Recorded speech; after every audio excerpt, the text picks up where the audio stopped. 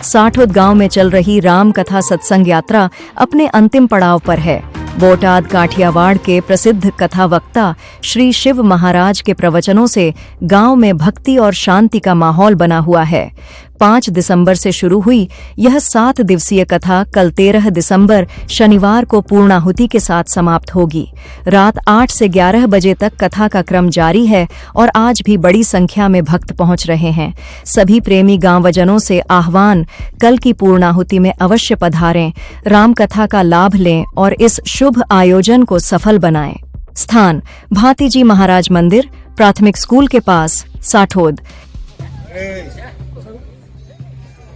जय श्री राम। आज रोज श्री रामचरितमानस कथा जय श्री रामचरितमानस कथाना भाग स्वरूपे साठोद गामनी अंदर एक राम भरोसे कथाનું આયોજન કર્યું, જેના થકી આપણા હિન્દુત્વ જાગૃતતાની અંદર આપણો સનાતન ધર્મ જાગૃત રહે અને માણસો સુધી ભગવાનની ભક્તિનો ભાવ છે એ પ્રગટ થાય અને આ ભગવાનની કથાનો એમને રસ મળે એ લાભાર્થે હું શિવ મહારાજ મૂળ બોટાદ અને કાઠિયાવાડ અમે ગામડે ગામડે ભગવાનની આ કથા કરીએ છીએ અને અમે પણ ભગવાનનું નામ લઈએ અને જગતને પણ ભગવાનનું નામ લેવડાવીએ છીએ। બીજું વિશેષ કે આના કોઈ સ્પોન્સર નહીં, આ રામ ભરોસે હોય છે।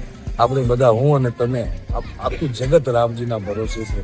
તો આ કોઈ કથા કોઈ પૈસા કમાવા માટે કે કોઈ એના ઉદ્દેશ્યથી નહીં, પણ આપણો જે સનાતન ધર્મ છે એની જાગૃતતા નાનાથી નાના ગામડા સુધી પહોંચી રહે એવો ભાવ પ્રગટ કરી અને આ ભગવાનની કથા કરું છું। સાઠોદ ગામની અંદર આજે કથાનો 7મો દિવસ આપણે નિહાળ્યું। એવી રીતે અમારા રામ અને સીતાજીના આજે લગ્ન ઉત્સવ ભાવથી મારી માતાઓ, મારી બહેનોએ અને મારી દીકરીઓએ બધાએ જ મને સાથ સહકાર આપી અને રામ અને સીતાનું પાત્ર લઈ અને યથા ભાવ દક્ષિણા અમને અર્પણ કરી અને આ પ્રસંગને સુસંવાદ કર્યો છે, એમણે ઉજવ્યો છે।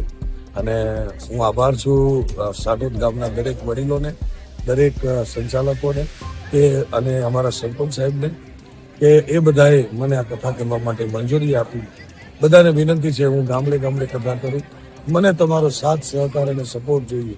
અને આ એક સોશિયલ મીડિયા નહીં પણ એક જે આપણા સમાચારની જે એક લાઈન છે એ ગતિ દ્વારા આ આખા જગતની અંદર સનાતન ધર્મની જાગૃતતા ફેલે અને મારા ભગવાન રામજીની જે કથા છે એનું રસપાન બધાને સુધી થાય એવો ભાવ પ્રગટ કરી અને આ કાર્ય કરે છે। બધાનો સાથ સહકાર રહે અને ભગવાનના આશીર્વાદ બધા ઉપર રહે એવો ભાવ કરી અને બધાને જય શ્રી રામ, બધાને જય શ્રી રામ।